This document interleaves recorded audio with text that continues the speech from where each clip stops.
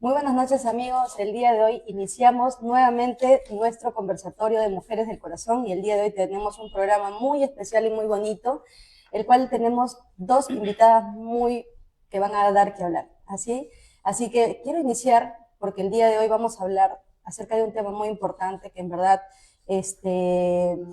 involucra mucho a la sociedad, a la familia y a todas las personas que de alguna u otra forma han sufrido este tema, que es el tema de violencia familiar.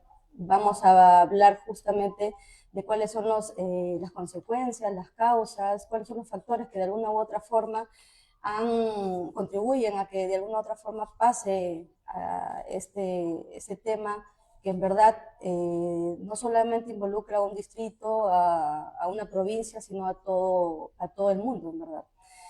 Y bien, quiero iniciar primero enviándole un saludo muy especial a nuestra presidenta Patricia Lee. Gracias por la oportunidad desde la Secretaría Provincial de la Mujer. Quiero enviarle un saludo muy especial en nombre de todas las mujeres del corazón, el Grupo de Mujeres del Corazón. Y quiero empezar dándole las gracias por haber aceptado la invitación primero como moderadora y hoy me acompaña una integrante de Mujeres del Corazón. Ella viene del distrito de Villa El Salvador. Muchas gracias. Dana Ruiz, bienvenida. ¿Qué tal? ¿Cómo estás, amiga? Gracias, doctora Baña. ¿Qué tal? Buenas noches. Mi nombre es Dana Ruiz. Soy secretaria de organización del distrito de Villa El Salvador. También pertenezco al grupo de Mujeres del Corazón. Bueno, primero que nada agradecer a la presidenta por generar estos espacios para temas tan importantes. En realidad la violencia familiar enfocada en la mujer es un tema preocupante, muy alarmante. Si nos vamos a estadísticas, el INEI nos indica que hay un 58% de mujeres entre los 15 y 49 años que sufren de algún tipo de violencia, sea verbal, física, psicológica o sexual, ¿no? Entonces tenemos cifras alarmantes. Lo más triste es que hay mujeres que no han podido o no tienen el valor de poder hablar del tema, mujeres que no consideran necesario poder contarle a alguien o poder buscar ayuda, mujeres que sienten vergüenza de poder hablar del tema y mujeres que no conocen de los mecanismos con los que contamos actualmente para poder abordar este tema. Entonces es necesario, o vemos, ¿no? Podemos ver reflejado en estas cifras cómo se ha normalizado un tema tan delicado, un tema tan penoso. Entonces, agradecerle a la presidenta por generar estos espacios para que a través de nosotros, de distintos líderes de los diferentes distritos, podamos ayudar a tomar conciencia a nuestros vecinos.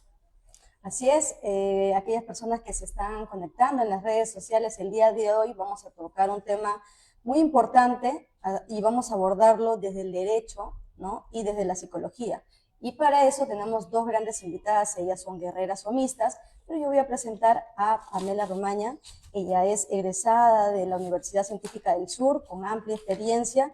Ella ha sido teniente gobernadora en la subprefectura de Surquillo, amplia experiencia que ha tenido en el Juzgado de Paz Letrado en Surquillo, y también ha sido ex candidata a regidora, y finalmente, actualmente ella es secretaria distrital de organización por el distrito de Surquillo.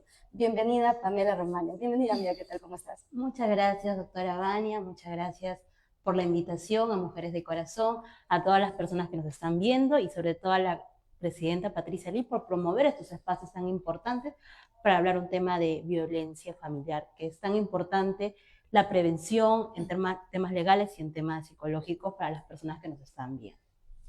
Así es. Bueno, en esta ocasión a mí me toca presentar a Alexandra Quillones. Creo que todos la conocemos. Ella es guerrera sumista de la oficina, una linda persona. Creo que todos la que los conocemos hemos tenido la oportunidad de tener su ayuda en algún momento, en alguna situación. Pero además de eso, ella es una excelente profesional. Ella es psicóloga, ha brindado apoyo a distintas instituciones educativas. Además ha ayudado a desarrollar programas con la Municipalidad de Lima para ayudar a orientar a padres, para tratar también temas de depresión y temas de manejo de emociones de adolescentes. También ha participado de la clínica universitaria brindando orientación a estudiantes y por si fuera poco está cursando su segunda carrera de Derecho. Así que tenemos una gran profesional y una gran chica aquí acompañándonos. Buenas noches, doctora, Dana, Pamela, doctoras en general. Buenas noches, amigos que nos sigan por las redes sociales. Buenas noches, presidenta, porque sé que usted nos está viendo. Agradecerle porque esta conversación va a tener frutos y mensajes muy poderosos para las mujeres y para los hombres también, porque la violencia familiar no distingue género. Entonces yo estoy bastante emocionada por tocar este tema, porque lo vamos a ver desde el lado penal, del derecho, y desde el lado de la salud mental, la psicología. Entonces ya vamos a darle inicio a esta bonita conversación, a esta bonita entrevista que vamos a tener, porque imagino que todos los amigos que nos están viendo también quieren informarse. Entonces ya estamos preparados.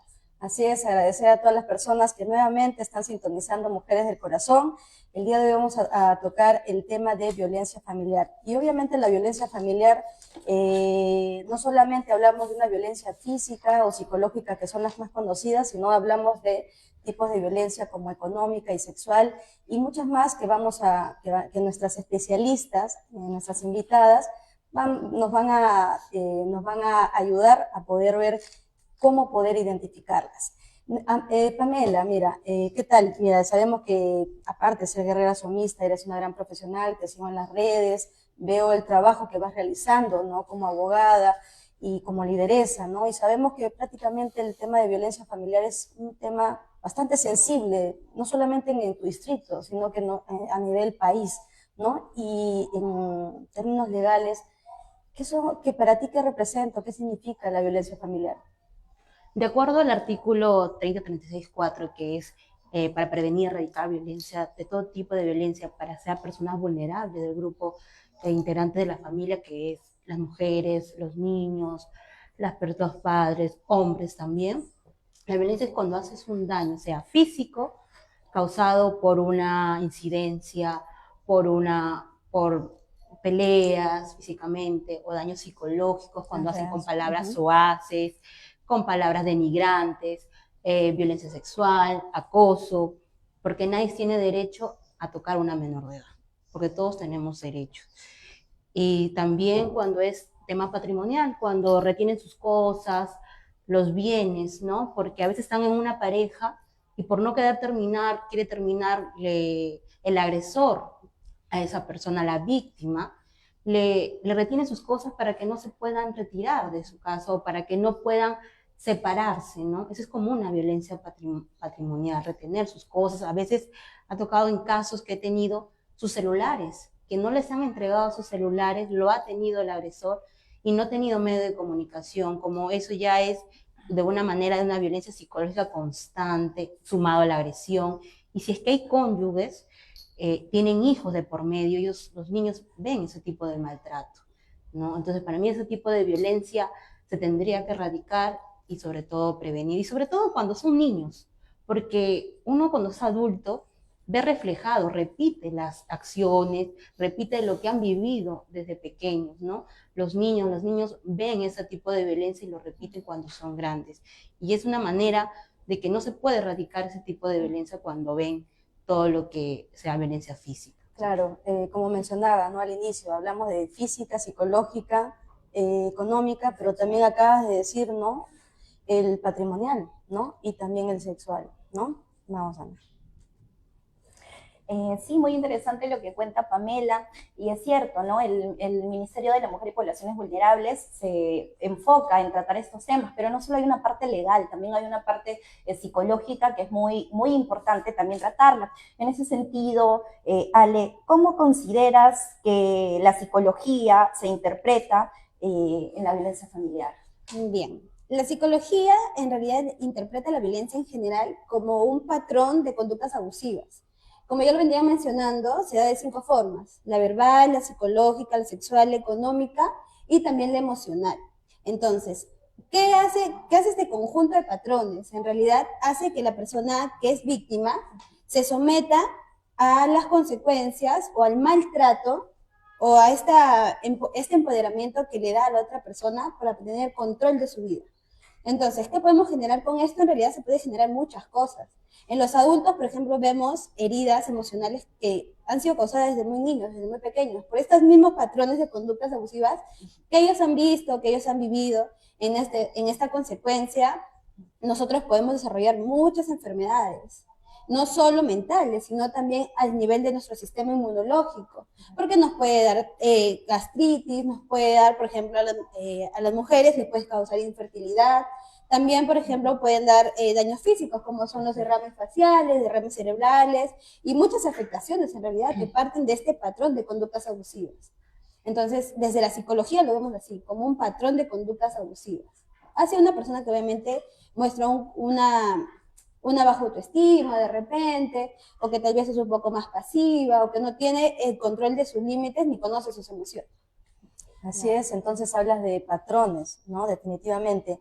Y Pamela, en este caso, nosotros en este caso las víctimas principalmente, ¿cómo pueden enfrentar estos obstáculos cuando van y denuncian, por decir, sea en la comisaría, ¿no? O cuando cuentan a una persona? ¿Cuál es el principal obstáculo que tiene la víctima o la persona que está agraviada por estos hechos? En esos casos, las personas agredidas, las víctimas, ya con el hecho de la autoestima baja por todas las agresiones que he sufrido, la sociedad o las personas que de repente no tienen apoyo, no tienen familia, van a denunciar ante la policía y no les toman en cuenta, no les hacen caso, y muchas de ellas se desaniman. Pero ellas también no solo pueden denunciar ante la policía, pueden denunciar ante un juzgado de familia, ante la fiscalía, porque está en todo su derecho para poder denunciar en esas tres. O también a llamar a la línea 100, para eso está el Ministerio de la Mujer, que hay en cada distrito, cada región. Pero asimismo, sobre todo, también tenemos el Consulta Alegra, donde le pueden hacer apoyo de temas legales gratuitamente en estos casos especiales que es de vulnerabilidad para sus derechos contra la violencia contra la mujer, que ahora el Estado está apoyando delante de las leyes, ¿no? Si bien es cierto, la Constitución nos habla de que el tema de la dignidad, los derechos fundamentales, con mayor razón, debemos ser escuchadas, no debemos callarnos, debemos denunciar, porque si son madres de familia, ¿qué ejemplo le están dando a sus hijos? Importante ¿No? lo que dices. Y no solo a sus hijos, sino basta que una persona tenga la decisión y tenga la fortaleza de denunciar, muchas más mujeres van a tener esa fortaleza de seguir adelante, ¿no? Por eso están todos los apoyos, pero sobre todo también están de nuestras autoridades, sobre todo la comisaría. Y no solamente, también digo, de violencia contra la mujer, como está dentro del grupo, también hay hombres violentados, que me ha tocado un caso por un tema de alimentos y así sucesivamente, la ex esposa le ha pegado físicamente y él ha ido a denunciar ante la comisaría, pero sin embargo la sociedad, el machismo, les dice, no, pero tú eres hombre, ¿cómo vas a denunciar? Lo cual, esa ley no te favorece. No, es mentira, esa ley es para todos, para el grupo familiar, sea hombres o mujeres que tengan vulnerabilidad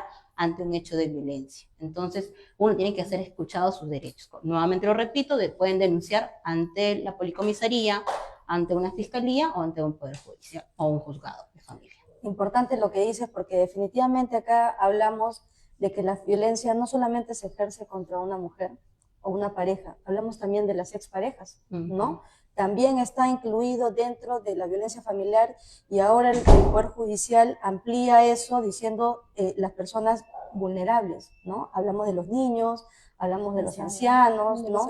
Entonces, incluso va más allá, porque a veces hay conflicto en la familia que es entre los tíos, los primos, donde ocurren estos hechos, pero evidentemente vemos que el tema más neurálgico que vemos, ¿no? Y de acuerdo a la estadística que lo mencionó... 95% son mujeres. Exactamente, lo que mencionó Dan al inicio, hablamos que la cifra sí, del tema de la violencia se ejerce más contra la mujer, ¿no? Sí.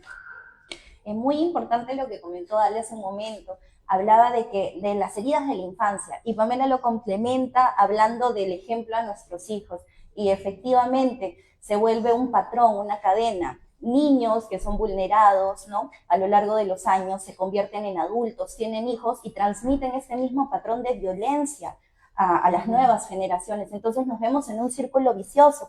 Por eso, Ale, me gustaría preguntarte, ¿cómo consideras que afecta la violencia familiar en la salud mental de las víctimas a lo largo de los años?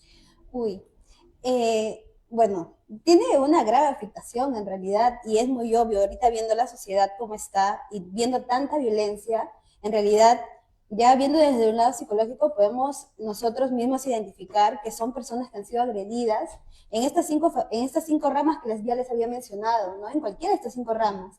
Entonces, nosotros, ¿qué afectaciones podemos ver, ¿no? En cuanto a la relación de la salud mental, como ya les había mencionado, ¿no? Podemos ver el tema de la depresión, la ansiedad, por ejemplo, personas con muy baja autoestima, personas que han perdido su valía, personas que no se consideran personas fuertes. Por ejemplo, lo peor que podría pasar a una persona en esta situación es que normalice la violencia. Porque claro, vienen años tras años que ya lo vuelven un hábito. Y al volverlo un hábito, obviamente una persona dice, bueno, pues lo merezco, hice algo mal, ¿no? Porque me imagino que ustedes, algunas de sus amigas que han pasado por un tema de violencia, o en algunos de los casos que ustedes como abogadas también han recibido, bueno, señorita, es que sí, de repente En mi familia pasa. no le cociné, claro, no le calenté la comida como es el tema quiso. emocional justamente que Claro, entonces lo normalizan tanto que ya se vuelve algo normal para las personas, que eso es lo más grave que podría suceder con alguien, ¿no? Entonces, dentro de esto, como yo les comentaba, siento que el perder el autoestima, el perder la valía, el perder ese poder del límite y del amor propio que nosotros podemos sentir, claro, el respeto, es creo y considero yo lo más grave que le puede suceder a una persona.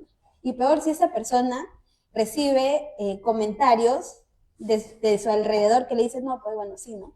Tienes razón. Bueno, a mí también me pasa. Entonces comienzan a empoderar ese pensamiento negativo, o sea, lo siguen normalizando. Así es. Y de pronto comienzan a justificarlo. La justificación. Entonces, yo siento que si nosotros conocemos a alguien así, que alguien que está pasando por una situación así, como les decía, ¿no? Yo como psicóloga, dentro de los colegios que he trabajado, he visto tanta violencia en estos 5 ámbitos, porque como yo les comento, al menos con los padres, he visto el tema de la manipulación, de la violencia económica, ¿no? O de la violencia sexual, o de la física, Así es. porque es la más notoria. Claro. Entonces, hacer entrar en razón al padre, que también ha sido un niño, que también ha sido abusado y que viene repitiendo esta cadena de abuso, es abrir y sanar heridas, ¿no? Entonces, yo siento que ahí está el trabajo, ahí están las verdaderas afectaciones. Si uno como adulto quiere cambiar el futuro de los niños, de los primos, de los hermanos, de los vecinos, de su comunidad, tiene que empezar a sanar uno mismo. Y para sanar uno mismo tiene que reconocer sus propias heridas. Entonces, todas estas heridas parten desde la violencia, ¿no? Entonces, si nosotros queremos una sociedad más tranquila, ¿no? Que creo que es lo que todos anhelamos, tenemos que comenzar a trabajar con la educación, con amor, con respeto, con empatía, con valores, con límites, y sobre todo con reconocer y valorar nuestras emociones. Claro, teniendo en cuenta que para nuestra Carta Magna, ¿no? Lo principal, ¿no? Es la familia, ¿no? Cuida la familia. Es más, en los temas de divorcio, en los procesos legales, hay uno que otro y otro audiencias para poder ver si de alguna u otra forma llegan a conciliar, claro, ¿no? Si es necesario, y que obviamente esa familia no se rompa, ¿no? Entonces siempre el Estado busca eso, ¿no? En la protección hacia la familia. Y bien, o sea, siguiendo con este tema que es importante, ¿no? Y hablando de patrones y hablando de que de alguna u otra forma el tema de la violencia familiar se da en distintos ámbitos. En este caso, ¿no? ¿Qué le diríamos a aquellas personas o qué medidas legales desde el derecho se pueden dar para de alguna u otra forma tratar de sobrellevar o ayudar, ¿no? A las víctimas, o qué mecanismos legales para el tema de la violencia familiar, Pamela? En este caso hay medidas de protección, ¿no? Que es cuando tú denuncias, te hacen una valorización de riesgo, con una hoja te ven en la policía el tema, qué riesgos tienes, el tema psicológico, físico de la violencia en el mismo acto. Te derivan a un juzgado de familia donde dan unas medidas de protección, mínima puede ser 24 horas, a lo mucho puede ser 72 horas, de acuerdo a la gravedad o la equidad del proceso, ¿no? Una de las medidas de protección es que no haya comunicación con el agresor por ningún medio, sea por redes sociales, por teléfono o presencialmente. Que el agresor sea retirado de tu domicilio, que el agresor también vean si tiene bienes o porta armas, que también nos tengan sus bienes de la persona, de la víctima, sean devueltos. Entonces, esas medidas de protección están con la facultad de que el juez de familia lo pueda autorizar y así la policía se comunique con el agresor para que no desobedezca esa medida, porque si desobedece estaría desobedeciendo a la autoridad y eso estaría tipificado, sería un delito que aproximadamente sería de 3 a 5 años, Claro. porque está desobedeciendo en estas medidas de protección. Y sobre todo para las víctimas, lo vuelvo a recalcar, está el Ministerio de la Mujer, pero igual siempre va a haber decisiones políticas públicas y sobre todo de las autoridades, ¿no? Porque siempre sabemos que denuncian, faltan más autoridades, policías, para que se puedan hacer cumplimiento de estos, ¿no? Las leyes están. Claro, o sea, estamos hablando que las personas que están cometiendo este delito, porque el tema de violencia familiar no solamente hablamos que es una falta, es un delito, ¿no? Que el Código Penal, como lo ha señalado, está tipificado.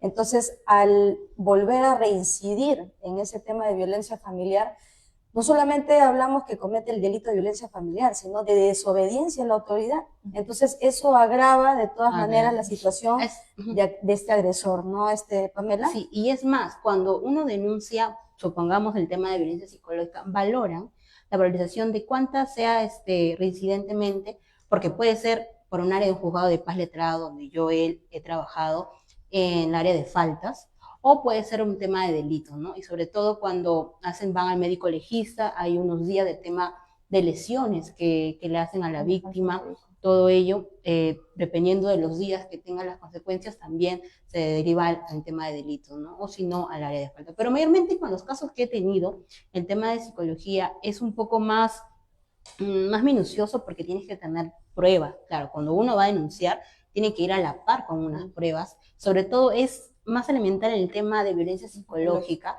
porque uno puede presentar tal vez, me gritó por WhatsApp, pero eso de verdad amerita, es porque todo tiene un examen psicológico, si tiene una residencia, no solamente con una palabra que le han indicado en el WhatsApp, o de repente le dijo verbalmente, pero ¿cómo lo pruebas? ¿No? Entonces, es un poco más minucioso lo que he visto desde mi experiencia en el tema de violencia psicológica, hasta qué punto puede grabar un tema de delito, sobre todo con las pruebas. Claro, y definitivamente las medidas de protección, ¿no? Es de manera inmediata. O sea, si el juez encuentra que hay con las pruebas definitivamente, hay violencia, ya sea física, psicológica, respaldado obviamente por los especialistas que son los psicólogos y todo ello, o sea, las medidas de protección pueden salir de un día o 3 días, ¿no? 24 horas, 22 horas. ¿No? Entonces, de manera inmediata. Entonces, hablamos que estas medidas sí el Estado los ampara. Entonces, aquellas personas que obviamente nos están mirando y dirán, oye, ¿sabes qué? ¿Cuánto se demora? Estamos escuchando al especialista, ¿no? A Pamelita Romaña, ella está indicando que estas medidas de protección son efectivas, ¿no? Y que obviamente se pueden dar en ese plazo y no hay por qué temer, ¿no? Bueno, igual comentando lo que indica Pamela, hay centros de emergencia mujer, ¿no es cierto? Hay 60 en Lima Metropolitana, pero también tenemos los módulos integrados de violencia, que precisamente es donde trabajan en conjunto, ¿no es cierto? Toda la parte psicológica y la parte legal. Bueno, también hablando en el contexto de que sabemos que hay muchas personas que no comunican la violencia que están pasando, son un 45% de personas, no de mujeres, que no hablan de esto que les está ocurriendo.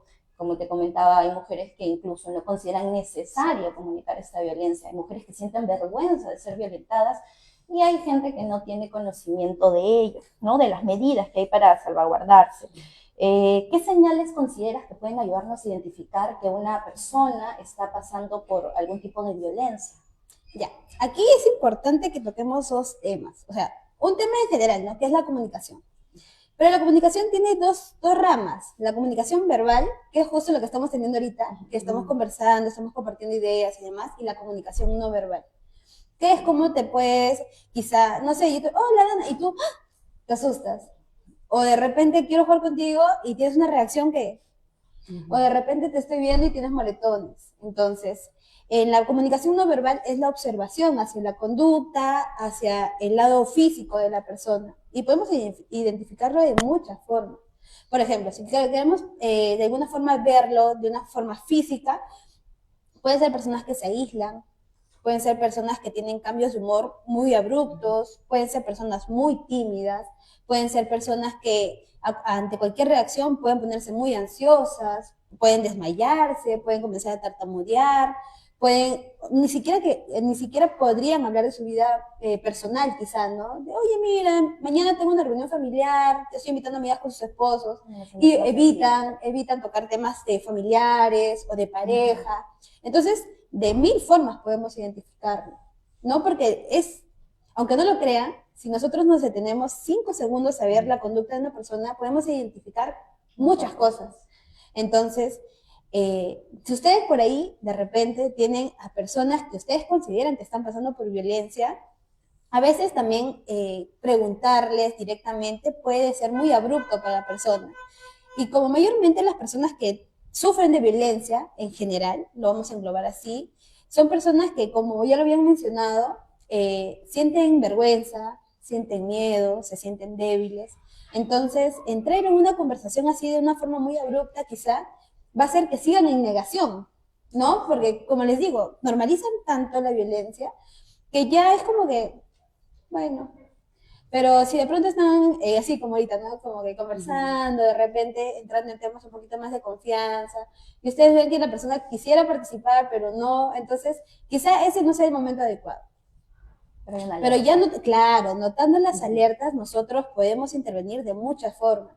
Quizá como amigas, de repente tú como amiga, oye, Ale, mira, tengo una amiga que creo que podrías hablar con ella. Los psicólogos tenemos miles de estrategias para sacar la información que nosotros querramos, como querramos, la verdad. Entonces, siempre rompiendo el hielo, siempre conversando con la persona, como les digo, ¿no? Yéndonos un poquito por las ramas para llegar al punto que realmente queremos llegar. Porque también para una persona aceptar que ha sido violentada es bastante difícil. No es fácil. No es nada fácil.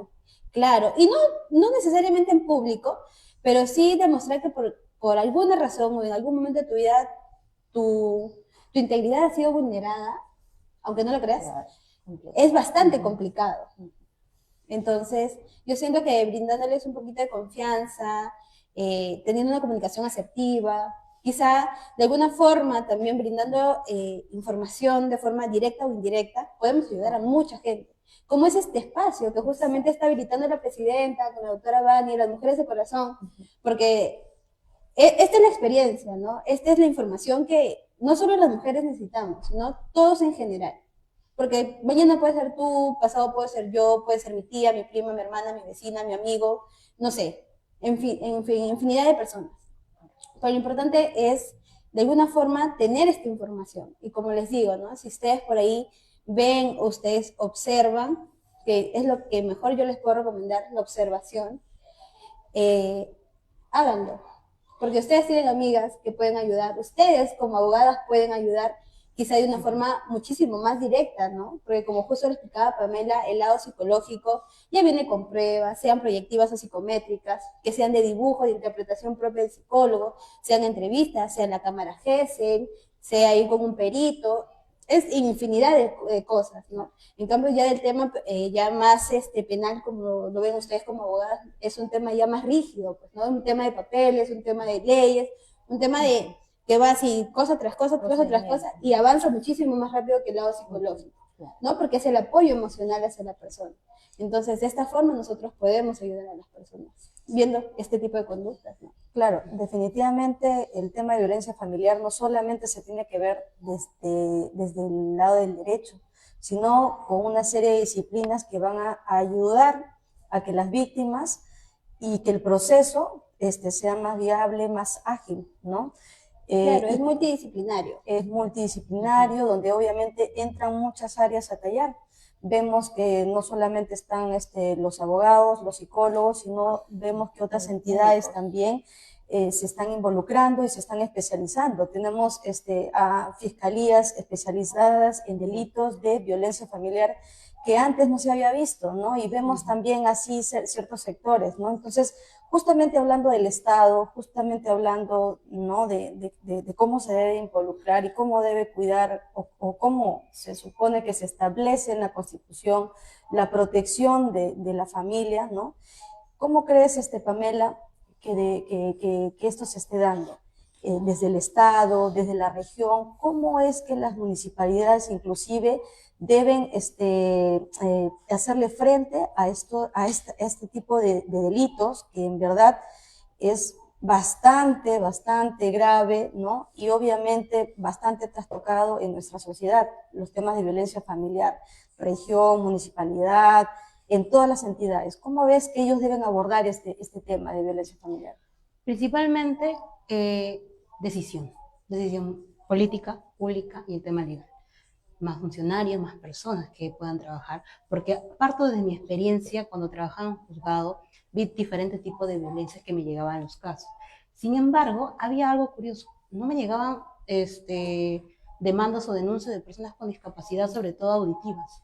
Entonces me hice la interrogante, conversé con el juez y él en sus 15 años que estaba trabajando no había recibido ninguna denuncia de personas auditivas. Entonces cuando conversé con esa persona a través de terceras personas, para que se puedan comunicar por lengua y señas, me indicaron de que cuando sufren de violencia, ¿cómo se comunican? Claro. ¿O cómo las entienden? ¿Cómo las pueden entender? ¿Quién lo recibe? Hay una brecha. Entonces yo hice una investigación, hice ahí, efectivamente, hasta la ley de las personas con discapacidad, pero faltaban decisiones políticas y públicas para el tema del presupuesto y todo ello. Pero sin embargo, ahora este año, con la ley 3222-98, dentro de la ley para prevenir violencia contra la mujer, en el artículo 10, ha incorporado que los policías puedan, junto con CONADE, junto con el Ministerio de la Mujer, junto con la Fiscalía, con el Poder Judicial, puedan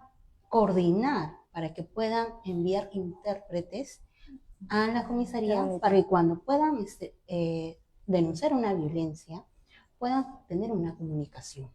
Asimismo, en el artículo 15, ahora en las comisarías, los policías que van a ser policías, van a estudiar, van a agregar esa enseñanza de lengua y señas, para que más adelante puedan, ¿no? Entonces, para mí eso es un avance, un avance. Igual el Poder Judicial, están las leyes, tendrían que hacer lo mismo, pero curiosamente en distrito, cuando uno hace el tema de tributaciones, también deberían tener una persona, un intérprete, ¿no? Para el tema de ser escuchadas, porque también ser escuchadas es un tema emocional, psicológico, que esas personas como que nos estamos discriminando si no la ayudamos, si tienen un tipo de violencia. Ahora, en tema de las autoridades, falta más personal. Si yo estaba recargada con carga laboral, carga de expedientes, era porque faltan más funcionarios el tema, y sobre todo que se cumplan, ¿no? Y sobre todo que se escuchen, sobre todo la policía, más que puedan aceptar las demandas, las denuncias, porque los mandan al desvío, no denuncien. Los policías están para escuchar la denuncia, no son jueces. Ellos no son, a veces, no, esa demanda no procede, pero no, ellos son policías, no son jueces. Los jueces son los que valoran el tema de las pruebas, el tema de violencia. Entonces todavía falta trabajar más las autoridades en ambos ámbitos, ¿no? Pero como le comenté, es para mí de verdad un gran avance para las personas con discapacidad, que ahora las comisarías tengan un intérprete, que recién esta ley ha salido el 25 de abril de este año. Claro, es algo así como cuando uno dentro de los procesos tiene un abogado de oficio, ¿no? Entonces la persona que de alguna u otra forma es juzgada no está en estado de indefensión. Y aquellas personas que van a ir a sentar una denuncia no van a sentir esa desventaja de que no me escuchan o que no me entienden, ¿no? Entonces, y eso me parece muy bien que se haya implementado, porque vemos pues, que hay personas que sufren violencia, como les había mencionado. Imagínense aquellas personas que padecen de ello. Entonces, qué difícil, ¿no? Qué difícil poder comunicarse, ¿no? Y qué frustrante para las personas o las autoridades que no puedan encontrar ese nexo para poder ayudarlas, ¿no? ¿Cómo te comunicas? Entonces, de hecho, necesitamos más profesionales, de hecho necesitamos, y ojo que acá en el partido hubo un curso de lenguaje de señas donde estuvimos más de un mes, 2 meses y medio más o menos, con estos temas semana a semana en lenguaje de señas, y es importante y obviamente ayuda a que el partido sea inclusivo, ¿no? Porque imagínate, vemos también autoridades que también tienen ello, entonces nosotros tenemos que estar ahí a la vanguardia. Efectivamente, hay que hacer una sociedad más inclusiva, ¿no es cierto? Precisamente en las poblaciones vulnerables. Ale, en tu experiencia, ¿qué tipo de ayuda crees que brinda el Estado desde el ámbito psicológico, ¿no?, a las víctimas de violencia? Bien, nosotros tenemos una red de apoyo bastante grande en realidad, ¿no? Como ya lo había mencionado Pamela, ¿no? El Centro de Emergencia Mujer, que es la línea 100, tenemos a la de MUNA, tenemos a los policías, a los serenos, a los centros de salud, es más, hasta tu propia comunidad. Pero aquí hay una brecha bastante grande, ¿no? Como todos los peruanos sabemos, nuestro sistema de salud es tan precario que si nosotros, por ejemplo, ¿no?, al menos el psicólogo educativo, solo trabaja el lado preventivo. O sea, yo como psicóloga educativa no puedo diagnosticar, no puedo intervenir, eso lo hace ya un psicólogo clínico, ¿no? Entonces, ok, yo detecté a mi alumno con violencia verbal. Mi alumno necesita terapias, mi alumno necesita un seguimiento. Entonces yo voy, le digo a la mamá, pues, ¿no?, le informo, le hago el informe, le hago la derivación, le envío a mi colega el caso, y en el centro de salud no hay colegas. Y si hay, te programan las citas cada un mes, cada 2 meses, Así es. cuando estos casos necesitan un seguimiento. Y necesitan, por ejemplo, ¿no?, cuando intervenimos en estos casos, lo mínimo que una persona como sesión debe tener son 6 sesiones. De intervalo, las primeras 2, 3 sesiones, dejando 2 días, 3 días. Después dejando una semana, después dejando 15 días. Pero son 6 sesiones como mínimo. Como máximo, para dar un alto clínico, ya con, obviamente, brindándole las estrategias, las herramientas, los límites a la persona, 10, 12 sesiones. Que no son, ya no son semanales, sino ya vienen a ser mensuales, porque obviamente nosotros tenemos que ver la modificación de la conducta de la persona. Entonces, si nuestro sistema de salud no está bien, nosotros ¿cómo podríamos ayudar a las personas que son vulneradas?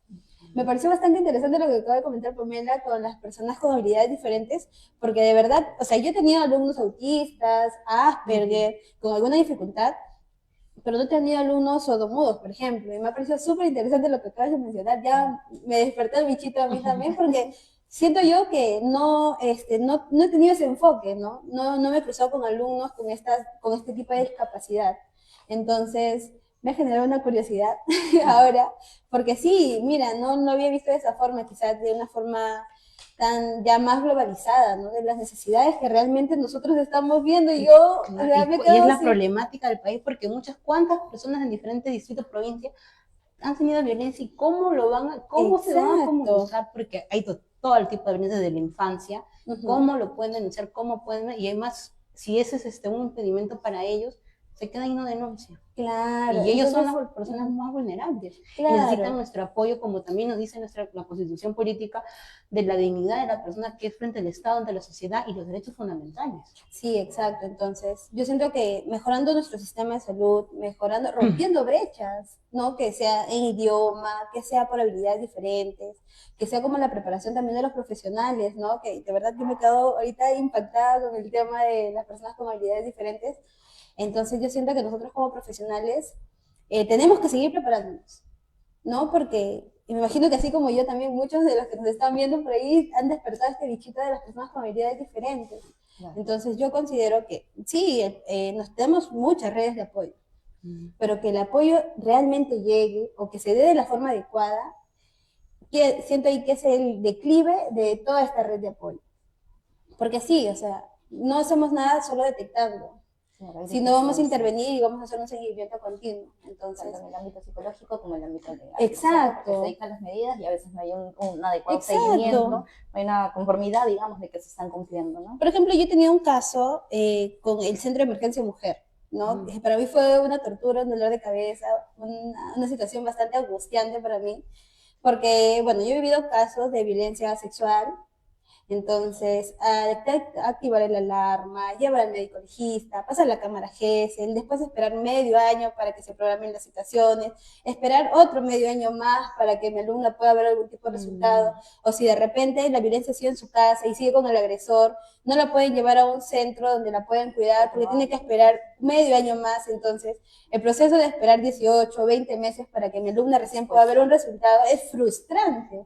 Y yo recuerdo que el primer caso que tuve, yo llegué llorando a mi casa a contarle a mi papá, ¿no? que me parecía súper injusto, sabiendo que la situación había pasado ya. O sea, ¿cómo los policías podían decirme a mí que no se podía hacer nada porque ya había pasado hace un mes y no ha sido dentro de las 24 horas o dentro de las 48 horas, que no podían actuar, que se tenía que esperar? Yo decía, no, ¿qué más puedo hacer? Porque a nosotros como profesionales, creo yo, o como ser humanos, o sea, ni siquiera como profesionales, nos causa indignación. Porque es un niño, porque es una señorita, porque es alguien quizás cercano a nosotros, o quizás ni siquiera cercano a nosotros, pero es una persona. Y al ser persona, tiene sentimientos, tiene emociones y necesita ser valorada.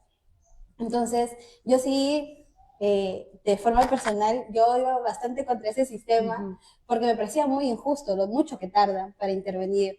Entonces yo decía, ¿de qué otra forma? Pues no, y otra forma, sin esta red de apoyo no podemos trabajar tampoco. Claro. Más que hacer un acompañamiento, un seguimiento y entre todo lo que pueden hacer los profesionales que trabajamos de forma global para entender a estas personas, ayudarlas sobre todo, pues, ¿no? Entonces, yo sí siento que nos faltaría avanzar mucho eso. No, faltaría, creo yo, que muchos profesionales tengamos esa valentía o esa forma tan persistente de decir a las autoridades que necesitamos, que en realidad sí se mejora este sistema. Porque de esta forma también vamos a ver a un Perú un poquito más sano quizá, ¿no? Claro. Entonces, imagínense, ¿no? Estamos abriendo una puerta de posibilidades, una ventana enorme. Entonces, imagínense, pues, ¿no? Todo lo que se podría hacer si el sistema de salud realmente nos apoyara, no solo a los profesionales de salud, ¿no? Sino a todos los profesionales que en realidad estamos dando nuestra vocación para ayudar. Entonces, por Sí, ahí. de hecho el tema de violencia familiar es bastante complejo. Hay muchas áreas que tocar, ¿no? El derecho ha tenido su avance, el Estado ha ayudado bastante con la ley que acabas de mencionar, ¿no?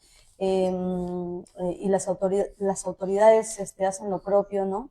Y hemos escuchado hablar de violencia familiar, tiene para larga data. Ahora queremos escuchar a aquellas profesionales, queremos conocerlas un poquito más. Sabemos en este caso que ustedes son grandes profesionales por todo lo que por todo el bagaje que nos han ayudado, ¿no?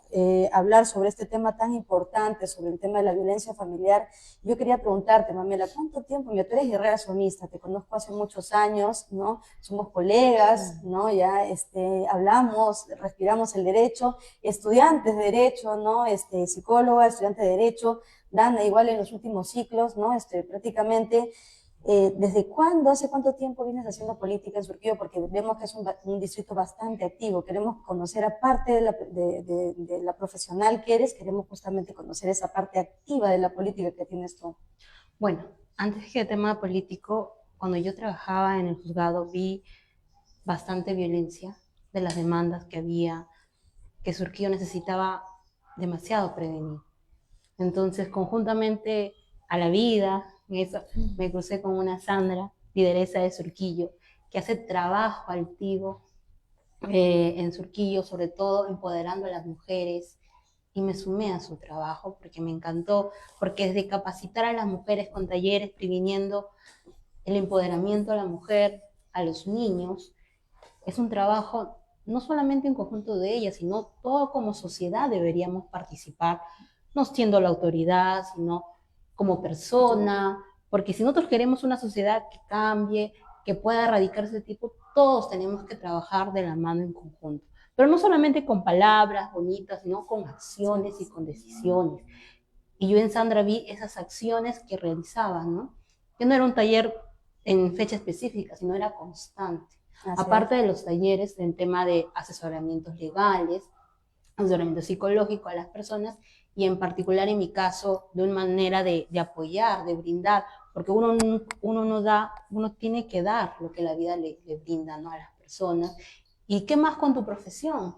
De ayudar a las personas, de asesorarlas, de todo lo poquito que tú tienes, para poder ayudar a esta sociedad, ¿no? Y conjunto en Surquillo, con todo el equipo de guerreros somistas surquillanos, mujeres valientes desde su liderazgo innato de cada uno, de su personalidad y su autenticidad de cada una de ellas, el apoyo en conjunto entre nosotras, aconsejándonos, apoyando.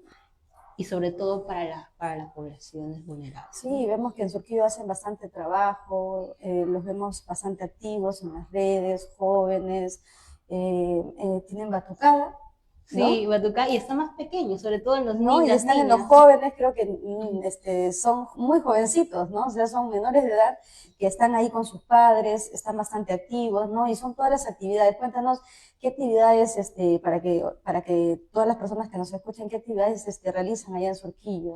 Tenemos diferentes actividades. Uno del tema que hemos tenido hace poco, el taller de verano, para los niños, jóvenes y adolescentes que han podido disfrutar de danzas, de marinera, de tocar música con el profesor Jonathan, que siempre está ahí con su apoyo, brindando de manera de corazón, todos de corazón, porque siempre ayudar a los pequeños a que en vacaciones puedan disfrutar, ya que no hay un lugar donde puedan aprender, ¿no? De una manera gratuita.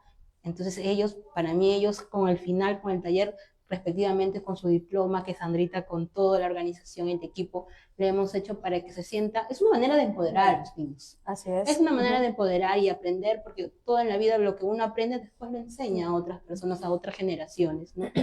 Y así mismo siempre hacemos la labor social, que gracias a nuestra presidenta, las gestiones que realiza, de que vamos a la neoplásica a repartir alimentos con todas las mujeres guerreras sumisas que se levantan a las 6 de la mañana, que gracias a ellas que cocinan, que graban desde pequeñitas, ya con su gorrito de Sandra Corazón, las pequeñitas nos acompañan porque las mascarillas, las mascarillas también. En plena pandemia, ustedes eran los que repartían las mascarillas y todo. Claro, lo que pasa es que el ejemplo que nos daba la presidenta, que les fue a repartir a las áreas comunes, Sandra lo aplicó en Surquillo para repartir mascarillas en plena pandemia con el grupo de guerreras sumistas tocando puerta por puerta, no solamente mascarilla, llevando otro tipo de ayuda, sin importar lo que vendría a la salud, porque creo que cuando uno lo hace de corazón, siempre Dios está contigo y no te pasa, y mira, todos estamos bien, y todo lo bueno que uno tiene que hacer es la labor social, porque político que no hace labor social, como dice nuestra presidenta, no es político. Así es, así es. Y vemos pues que has iniciado en Surquillo, ¿no? En este caso, Ale, ¿hace cuánto vienes haciendo labor social? ¿Cómo te iniciaste como guerrera sumista? Porque hemos visto tu parte profesional, pero queremos conocerte como esa guerrera que eres y que sigues vigente, ¿no? Representando a Ventanilla. Bueno, en realidad yo estudié en un colegio católico. Entonces, en mi colegio creo que respirábamos, desayunábamos, dormíamos, todo con labor social. Entonces, yo estaba bastante acostumbrada, aparte mis papás siempre me han enseñado a dar a las personas que necesitan. Yo descubrí mi vocación por mi carrera ya en cuarto de secundaria, porque una profesora me dijo, porque yo quería estudiar Derecho. Entonces, una profesora me dijo, hija, yo te veo más como psicóloga, tú vas a ayudar a mucha gente, averigua, me dijo, averigua. Entonces, yo recuerdo que así fui a la universidad, una orientación vocacional, salí enamorada de la carrera, y dije, bueno, lo de abogada lo dejaré para después, voy a estudiar psicología, y llegué con esa emoción a mi casa, no contarle a mis papás. De pronto, ya casi terminando la carrera, una de mis profesoras del colegio, justo la que les comentó que me hizo cambiar el chip un poquito, ella me dice, hija, mira, estoy participando en Somos Perú como regidora, ¿quieres acompañarme en esa aventura? Y como ella me ha acompañado en toda mi adolescencia, y hasta ahora sigue siendo mi amiga, que es la profesora Jackie Carrillo, y yo dije, ¿por qué no? Entonces, yo entré para campaña en realidad. Yo no conocía mucho de la política, porque, bueno, se imaginarán, pues, no todos los jóvenes, por ahí como que nos apasiona la política, ¿no? Bueno, a mí no me apasionaba en ese momento.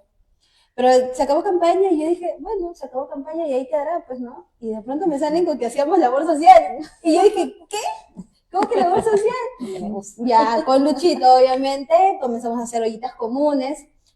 Bueno, el trabajo con Luchito, más como guerrera haciendo labor social, también ha sido en cada ollita que hemos ido, de pronto, Luchito siempre salía, ¿no? Ella es mi psicóloga, mamitas, es psicóloga. El cherry gratis. Aprovechenla. Entonces, por ahí siempre me salía una o dos mamitas, señorita, ¿me puedo dar su número? ¡Claro! Y de pronto ya me veían, ¿no? Mis sábados en mi casa, hablando porque yo atendía por Zoom, como muchas de las ollitas eran bastante lejos, entonces yo le decía, ya, yo las puedo llamar, yo buscaba la forma de poderlas ayudar, le hacía 3, 4 sesiones, y de esa forma, si bien es cierto, no ha sido masiva, ¿no? Porque yo encantadísima de dar escuela de padres, charlas y demás, pero a mí me gusta más lo personalizado, porque de esa forma puedo ayudar muchísimo más. Entonces, con Luchito y con los cherries que me hacía, ya pues yo ya podía ayudar como psicóloga, ya no solo hacía labor social, sino también utilizaba mi carrera como excusa para ayudar a la gente. Entonces, nunca paré ese ejercicio vocacional que yo tenía, pues, ¿no? Porque comencé a trabajar en otros lados, también trabajaba en colegios, entonces, pero igual, en mis ratos libres ya me veían encerrada en mi cuarto, ¿no? Ahí atendiendo a las mamitas, sí, no, ya lo volví un hábito para mí, ¿no? Porque de esta forma también nosotros vivimos esa pasión por nuestra carrera. Y si sabemos que realmente estamos ayudando a las personas y recibir, no algo monetario, ¿no? Sino recibir el cariño de las personas, porque de repente de aquí en un mes volví a visitar a Vita como, señorita, mire, sí me ayudó lo que usted me dijo, mi hijo ya me está haciendo caso, ¿no? Entonces, claro, chévere, ¿no? Entonces, de esa forma fui desarrollando también mi carrera haciendo labor social en Ventanilla, porque Ventanilla es súper grande. Entonces, de esta forma también, como amigos, mis compañeros de promoción, los hermanos de mis compañeros, en mi colegio, mi directora era como que me decía, hija, mira, tú podrás llamar a estas mamitas. Yo, sí, normal, o sea, no tengo tiempo, no puedo. Sino, ya está bien. Y dividía mis tiempos, ¿no? A veces mi papá me decía, hija, pero ¿por qué no les cobras? Y pues yo como que, papá, no, pues estoy ayudando, ¿no? O mis hermanos también, ¿no? Pero, o sea, estás trabajando en tu carrera. Y yo decía, pero, o sea, ya trabajo con mi carrera, ya me pagan. Entonces, por este lado, podría ayudar a la gente de una forma que yo siento que estaba haciendo mucho. Y también... Ayudando, claro. Ayudando a la gente.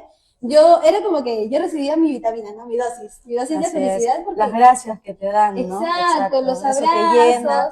Y de verdad que el hecho que tú ayudes a muchas personas, de verdad las bendiciones te llegan. Y chicas, yo quiero preguntarle a las tres, ¿qué significa para ti el ser guerrera sumista, Pamela? Guerrera sumista es algo, es de corazón, es poder ayudar a las personas, es no darse por vencida, es ser perseverante, es que a cualquier dificultad seguir adelante para poder ayudar a otras personas. Creo que radica todo desde el amor, desde los gestos, desde los gestos que uno pueda compartir con las personas, porque los gestos son muy grandes, sea pequeños, son muy grandes, sea un abrazo, sea una palabra de aliento, como decía, en esta sociedad es muy normal hablar de violencia, pero cuando uno hablamos, ¿qué tal? Qué linda, no te des por vencida, cuando lo hablamos con palabras positivas, eso fortalece. Y una guerrera sumista no se da por vencida. Y lo tenemos un ejemplo a nuestra querida presidenta Patricia Lee, que en las dificultades más grandes que del COVID salió adelante. Y nosotros tenemos que seguir ese ejemplo a cualquier tempestad que pueda perseverar nuestro país. Nosotros debemos ser las primeras en dar el ejemplo, así como la presidenta, en salir adelante, en ayudar y en hacer bastante labor social. Porque nosotros lo hacemos, las siguientes generaciones nos van a seguir, porque nos van a tomar como su ejemplo, como su admiración. Y ser guerrera sumista para mí es un honor donde yo todo lo que pueda brindar, sea en mi profesión, en mi actitud, en mi cariño, en mi gesto, lo pueda brindar a muchos guerreros sumistas que puedan pertenecer al partido. Sí. Dana, ¿para ti qué significa ser guerrera sumista? Bueno, estoy muy emocionada, qué bonito poder tener aquí a profesionales a mi lado que aman su carrera y desde su carrera quieren servir a las personas, ¿no? Creo que es un sentimiento que yo comparto, yo soy estudiante de Derecho, he tenido la oportunidad también de hacer en Villa El Salvador campañas jurídicas, también se han hecho charlas referente a la violencia de la mujer, y es eso, ¿no? Es servir a nuestros vecinos desde lo que nosotros podemos, desde lo que tenemos. No siempre tenemos mucho, pero se trabaja y se busca poder darles lo mejor de nosotros a las personas, ¿no? Creo que esa vocación de servicio, sobre todo para estas dos carreras que son Derecho y Psicología, es muy importante y creo que esto refleja, ¿no?, a la calidad de personas que hoy en Somos Perú.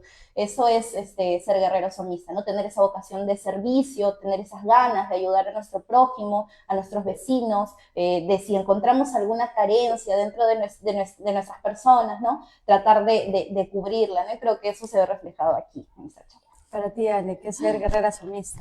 Bueno, para mí ser guerrera sumista yo lo puedo resumir en dos palabras, que es el amor y la preparación, porque es lo que nos enseña la presidenta.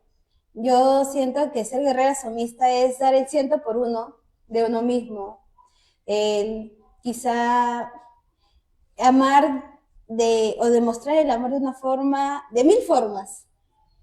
El prepararnos para poder ayudar a las personas, el seguir esta pasión, este liderazgo que nos da la presidenta, verla a ella, para mí es una motivación. Y yo siempre le digo, presidenta, yo estoy muy afortunada, me siento muy afortunada, muy bendecida, no solo de tratar de amar a este partido tanto como ella lo ama, porque no creo, quizá yo pueda alcanzar todo el amor que ella tenga por el partido, o quizás sí, quién sabe, pero, o sea, seguir lo que de una forma ella nos enseña y hacerlo yo siento que ella lo hace tan natural, tan transparente, que el guerrero somista, que no sienta pasión por dar un platito de comida, por escuchar a alguien, por abrazar a alguien, no es un guerrero somista.